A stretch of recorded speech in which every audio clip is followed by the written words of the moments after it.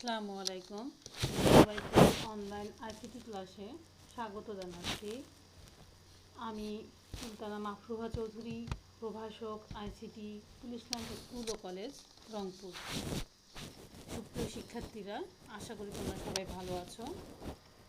আজকে আমি তৃতীয় অধ্যায় সংখ্যা পদ্ধতি ও ডিজিটাল ডিভাইসের গুরুত্বপূর্ণ একটি বিষয় নিয়ে আলোচনা করব। মূলত এইচএসসি পরীক্ষা, বোর্ড পরীক্ষায় সৃজনশীল প্রশ্নে এই অংশ থেকে প্রায়শই প্রশ্ন এসে থাকে আর কি। কাজে এই বিষয়টি তোমরা ভালোভাবে বোঝার এবং অনুধাবন করার চেষ্টা করবে আশা করি। তাহলে আজকের পাঠ কি আমরা দেখে নিই। তাহলে আজকের পাঠ হচ্ছে ডেকোডার। আজকে আমরা শিখব কি ডেকোডার। তাহলে শিখন ফল দেখে নিই আমরা। এই পাঠ শেষে তোমরা বা শিক্ষার্থীরা তোমরা কি শিখতে পারবে, ডেকোডার কি তা ব্যাখ্যা করতে পারবে, 2 to 4 লাইন ডিকোডার ব্যাখ্যা করতে পারবে, 3 to 8 লাইন ডিকোডার ব্যাখ্যা করতে পারবে। মোট কথা, এই পাঠ শেষে শিক্ষার্থীরা ডেকোডার সম্বন্ধে যাবতীয় জ্ঞান বা বিষয় অনুধাবন করতে পারবে বা ব্যাখ্যা করতে পারবে বা বলতে পারবে। তাহলে আমরা দেখে নেই ডেকোডার কী জিনিস। তো ডেকোডার হচ্ছে এমন এক ধরনের ইলেকট্রনিক ডিভাইস যা কম্পিউটারের বোধগম্য ভাষাকে মানুষের বোধগম্য ভাষায় রূপান্তর করে। সাধারণত কম্পিউটার বা ডিজিটাল যন্ত্রপাতিগুলো কি করে আমাদের ভাষা বোঝে না। তাহলে কোন ভাষা বোঝে? 01 দিয়ে যে ভাষাগুলো হয় সেই ভাষাগুলো বোঝে। তাহলে সেই ভাষাগুলো আবার কি আমরা বুঝতে পারি না। এজন্য কম্পিউটারে যে বোধগম্য ভাষাগুলো রয়েছে সেই ভাষাগুলোকে আমাদের ভাষায় রূপান্তরের জন্য যে সার্কিট বা ডিভাইসটা ব্যবহার করা হয় সেটাকেই বলা হচ্ছে ডেকোডার। অর্থাৎ যে ডিজিটাল বর্তনীর সাহায্যে কম্পিউটারে ব্যবহৃত ভাষাকে মানুষের বোধগম্য ভাষায় রূপান্তরিত করা হয়, অর্থাৎ কোডেড ডাটাকে আনকোডেড ডাটায় রূপান্তর করা হয়, সেটাকে আমরা কি বলছি ডেকোডার। তাহলে ডেকোডার কী জিনিস? ডেকোডার কি করছে? কোডেড ডাটাকে আনকোডেড ডাটায় রূপান্তর করছে। এখন কোডেড ডাটাটা কি? সাধারণত মেশিন ভাষায় যে প্রোগ্রামগুলো বা যে লেখাগুলো থাকে সেগুলোকেই বলা হচ্ছে কোডেড ডাটা। আর আনকোডেড ডাটা কি? আমাদের বোধগম্য ভাষায় যখন রূপান্তর করবে সেটাকে আমরা কি বলছি আনকোডেড ডাটা। তাহলে আমরা দেখে নেই ডেকোডার কী জিনিস। কম্পিউটারের বোধগম্য ভাষা, ডেকোডার কি করছে? এটা মানুষের বোধগম্য ভাষায় রূপান্তর করছে। ডেকোডারে সাধারণত ইনপুট যদি এনটি হয়, আউটপুট হবে 2 to the power n সংখ্যক। তাহলে ডেকোডারে ইনপুট থাকে কি n সংখ্যক, আউটপুট থাকে 2 to the power n সংখ্যক। তার মানে ইনপুটের মান যদি আমরা 2 ধরি, তাহলে ইনপুট হবে কত? n এর মান যদি আমরা 2 ধরি তাহলে ইনপুট হবে 2টি, আউটপুট হবে 2 to the power 2 মানে কি 4টি। n এর মান যদি 3 হয়, ইনপুট 3টি, আউটপুট হবে 2 to the power 3 মানে হচ্ছে 8টি। n এর মান যদি 4 হয় তাহলে ইনপুট 4টি, আউটপুট হবে আমার 16টি।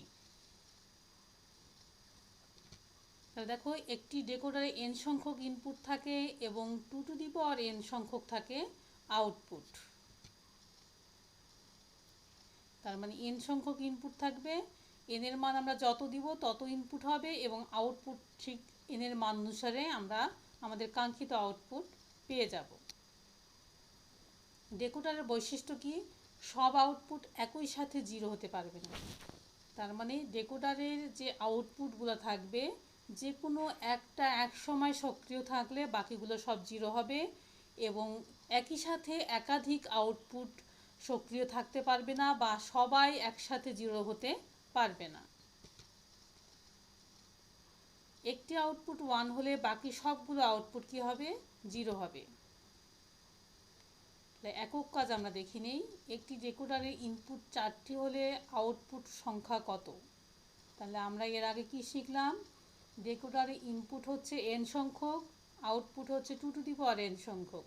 তাহলে n এর মান যদি 4 হয় তাহলে কি হচ্ছে ইনপুট হবে 4টি, তাহলে আউটপুট কি হবে 2 to the power 4 মানে 16টি। এখানে আমরা একটা ব্লক চিত্র দেখতে পাচ্ছি 2 to 4 ডেকোডার। এই 2টা কি? এটা ইনপুটের সংখ্যা, এই 4টা হচ্ছে আউটপুটের সংখ্যা। এখানে আমরা দেখতে পাচ্ছি দুইটা ইনপুট, এ একটা বি একটা। তার একে বলা হচ্ছে 2 গুণন 4 ডেকোডার। তার মানে দুইটা ইনপুট, চারটা আউটপুট। আউটপুট কি? D0, D1, D2, D3। তাহলে 2 to 4 ডেকোডারের ক্ষেত্রে আমরা দেখি, তাহলে আমাদের ইনপুট হচ্ছে কয়টা? দুইটা, আউটপুট চারটা। তাহলে ইনপুট আমাদের দুইটার মধ্যে কি আছে? একটা এ একটা B, A B. R output কয়টা? চারটা, Q0, Q1, Q2, Q3। Q0, Q1, Q2, Q3। এর আগে আমরা কি শিখলাম? এই ডেকোডারের ক্ষেত্রে একটা আউটপুটগুলো সাধারণত একবার সক্রিয় থাকে, পরবর্তীতে আর কখনোই সক্রিয় হবে না, এবং একজন সক্রিয় হলে বাকিগুলো সব জিরো হবে। এখন ইনপুট আমার কি? দুইটা, তাহলে ঘর হচ্ছে আমার চারটা। এই চারটা ঘরে কি মান লিখবো? 0 থেকে 3 পর্যন্ত বাইনারি মান আমরা সিরিয়ালি লিখলেই হবে। দেখো 0 0 মানে 0 বাইনারি মান, 0 1 মানে 1-এর বাইনারি মান, 1 0 মানে 2-এর বাইনারি মান, 1 1 মানে হচ্ছে 3-এর বাইনারি মান। তাহলে 0 থেকে 3 পর্যন্ত বাইনারি মানগুলো আমরা এখানে সিরিয়ালি লিখব। এটা গেল ইনপুটের ব্যাপার। এখন আউটপুট আমার চারটা, তাহলে আউটপুট Q0 প্রথমে সক্রিয়, যদি Q0 যদি 1 হয় তাহলে বাকি সব 0 হবে। পরেরটা Q1 1 হবে, বাকি সবগুলো দেখবা 0 হবে। এর পরের ক্ষেত্রে কি হবে? Q2 1 হবে, এর পরের ক্ষেত্রে Q3 1 হবে। তার মানে একটা আউটপুট একবার সক্রিয় হলে পরবর্তীতে আর কখনোই সক্রিয় হবে না, এবং একটা আউটপুট সক্রিয় হলে বাকিগুলো সব আমাদের 0 থাকবে। এখন আমরা এই সত্যক সারণী থেকে কিভাবে সমীকরণ লিখতে হয় সেই সমীকরণ লেখার নিয়মটা জানব। আমরা সাধারণত জানি সমীকরণ সাধারণত আউটপুটের হয়। সমীকরণ কিসের হয়? আউটপুটের সমীকরণ লিখতে হয়। তা আউটপুট আমার এখানে কি কি রয়েছে? Q0 রয়েছে, Q1 আছে, Q2, Q3, মানে চারটা আউটপুট। তাহলে আমার কি সমীকরণ বের হবে কয়টা? চারটা। এবং সমীকরণের সাধারণত আর একটা বিষয় সমীকরণ লেখার সময় খেয়াল রাখতে হবে, যেমন Q0 ঘর কোনটা? এটা Q0 ঘর, এটা Q1 ঘর, এটা Q2, এটা Q3। এখানে লক্ষ্য করো Q0-তে 1 আছে, 0 আছে। সাধারণত সমীকরণ লেখার ক্ষেত্রে নিয়ম হচ্ছে আমরা 0 মানগুলো বিবেচনায় নিয়ে আসবো না, শুধুমাত্র 1 নিয়ে কাজ করব। তা এখানে Q1 কোথায়? 1 আছে, এখানে 1, এই 1টা নিয়ে কাজ করব, জিরোগুলো নিয়ে আমরা কাজ করব না। Q2-র ক্ষেত্রে এখানে 1, এই 1 নিয়ে কাজ করব। Q3 এই 1 নিয়ে কাজ করব। তাহলে সমীকরণ লেখার নিয়ম হচ্ছে সমীকরণ সাধারণত আউটপুটের হয়, এবং আউটপুটে শুধুমাত্র 1 মানগুলো নিয়ে কাজ করতে হয়। তাহলে আমরা Q0 যদি সমীকরণ লিখতে যাই, Q0-এর 1 রয়েছে এখানে, এই 1 বরাবর ইনপুটের মান নিতে হবে। 1 বরাবর কী নিতে হবে? ইনপুটের মান। Input A0, B0। এখানে আরেকটি বিষয় লক্ষ্য রাখতে হবে, যে সংখ্যার মান 0 হবে তার উপর কমপ্লিমেন্ট হবে, এবং যার মান 1 হবে সেই মান হলো নর্মালি হবে। এখানে দেখো এই 1 বরাবর এর মান 0, বির মান 0, তাহলে কি হবে সমীকরণটা? A complement B complement. পরের স্লাইডে আমি লিখেছি, এখানে আসি দেখো Q0, তাহলে Q0 সমীকরণ কী হচ্ছে? A complement into B complement. আবার আগের স্লাইডে চলে আসি। সাধারণত একই লাইন বরাবর নিজেরা গুণ অবস্থায় থাকে বা অ্যান্ড অবস্থায় থাকে, এক লাইন পরের লাইনের সাথে অর অবস্থায় থাকে। এখন Q1-এর ক্ষেত্রে যাই। Q1-এর 1 কোথায়? এইখানে 1, এই 1 বরাবর ইনপুট কী আছে দেখি আমরা? A0, B1। তাহলে আমি কী বলেছি? যে সংখ্যার মান 0 থাকবে তার উপর কমপ্লিমেন্ট হবে, যার মান 1 থাকবে সেটা নর্মালি লিখতে হবে। এর মান 0 রয়েছে, বির মান রয়েছে 1। এ যেহেতু 0, তাহলে কী হবে? A complement B. তাহলে দেখি আমরা এখানে কি লিখেছি? Q1 ইকুয়াল এ কমপ্লিমেন্ট বি। এরপরে Q2-তে যাই। তাহলে Q2-তে এখানে 1, এই 1 বরাবর কি আছে? A1, B0। তাহলে A1, B0, তাহলে কি হবে? এ নর্মালি হবে, বির উপর কি হবে? কমপ্লিমেন্ট হবে। তাহলে দেখো এ বি কমপ্লিমেন্ট।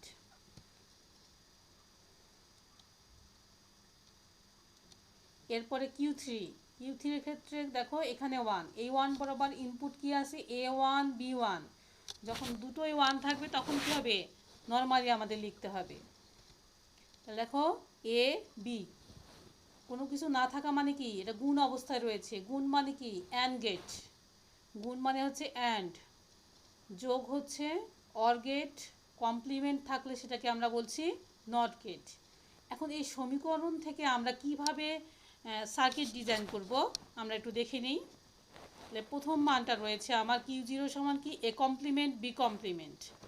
এখন দেখি আমরা এখানে, তাহলে Q0 সমান কি A complement B complement, Q0 A complement B complement, এটা হচ্ছে Q0। Q1 সমান কি হচ্ছে এ কমপ্লিমেন্ট বি, Q2 হচ্ছে এ বি কমপ্লিমেন্ট, Q3 হচ্ছে এ বি।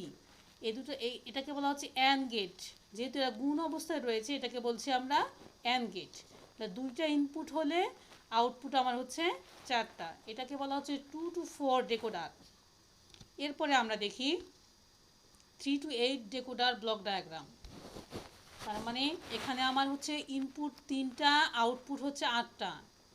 ইনপুট 3টা, আউটপুট হচ্ছে 8টা, এটাকে আমরা বলি 3 to 8 ডেকোডারও বলা যায়, অথবা বলতে পারি 3 গুণন 8 ডেকোডার। এখন আমরা দেখি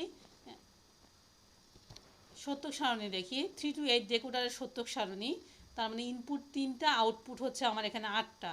তাহলে ইনপুট 3টা, এখানে দেখো এ বি সি, এই অংশটাকে আমরা বললাম ইনপুট। ডেকোডারে D0 থেকে D7 মোট 8টা। ডেকোডারের ক্ষেত্রে আমরা কি বলেছি, আউটপুট যে কোনো একটা একবার 1 হলে বাকি আর সবগুলো কি হবে, 0 হবে। তাহলে এই যে ইনপুট, ইনপুট 3টার এই 3টা ঘরে আমরা কোন মানগুলো লিখব? ইনপুট এই 3টার ঘরে আমরা লিখব 0 থেকে 7 পর্যন্ত বাইনারি মান সিরিয়ালি লিখব। দেখো 0 0 0 0 0 1, এটা কি 1 এর বাইনারি মান, 0 1 0 2, এটা 3, এটা 4 5 6 7। তার মানে কি 0 থেকে 7 পর্যন্ত সিরিয়ালি আমরা বাইনারি মান লিখলাম এখানে ইনপুটে।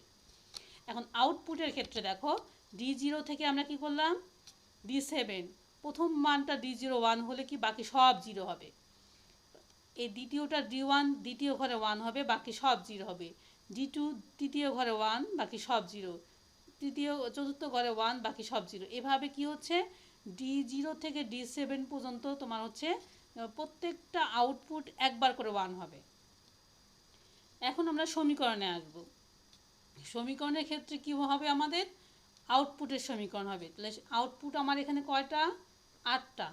D0 থেকে D7, তাহলে D0 থেকে D7 পর্যন্ত 8টা মান আমাকে বের করতে হবে। তাই D0 কোন মান নেব, A1 নেব। A1 বরাবর ইনপুট কি A0 B0 C0, তার মানে A complement B complement C complement.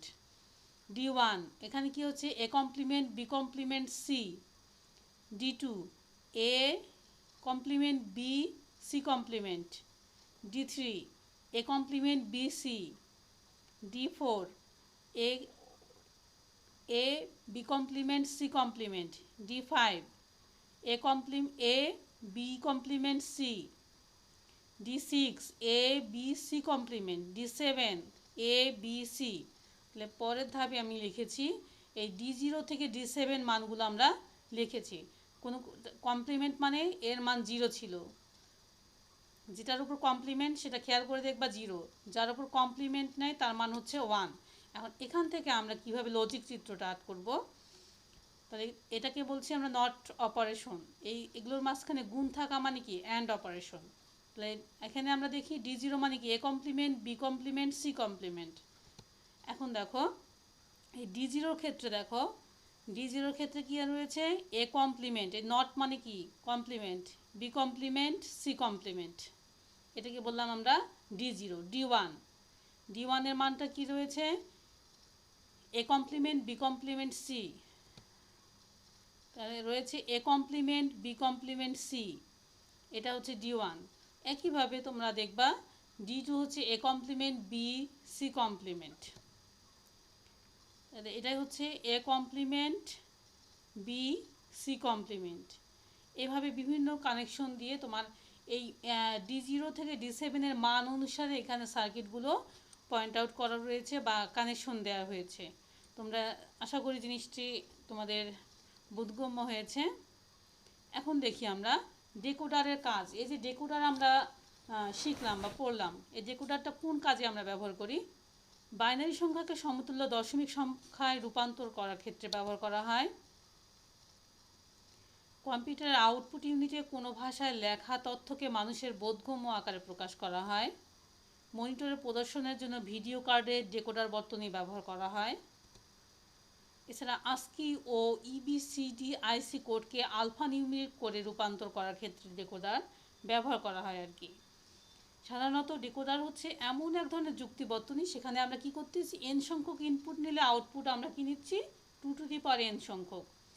ডেকোডারে কোনো একটি ইনপুটের কম্বিনেশনে শুধু একটি আউটপুট লাইনে যদি 1 হয়, অবশিষ্টগুলো আমরা কি শিখলাম, 0 হবে। তার মানে আউটপুট লাইনে যে কোনো একটা 1 হলে বাকি সবগুলো আমরা 0 হবে। এখন আমরা দেখি পাঠ মূল্যায়ন। আমরা কি কি শিখলাম। ডেকোডারের ব্যবহার লেখো, কোন কোন ক্ষেত্রে আমরা ডেকোডার ব্যবহার করলাম।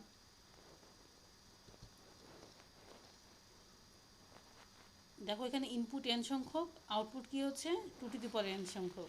কি কি কাজে ব্যবহার করলাম আমরা ডেকোডার আমরা ব্যবহার করেছি তোমার কোডের ডাটাকে আনকোডেড ডাটায় রূপান্তর, ইবিসিডি বা আস্কি কোডে লেখা ভাষাকে মানুষের বোধগম্য ভাষায় রূপান্তরের ক্ষেত্রে ব্যবহার করা হচ্ছে।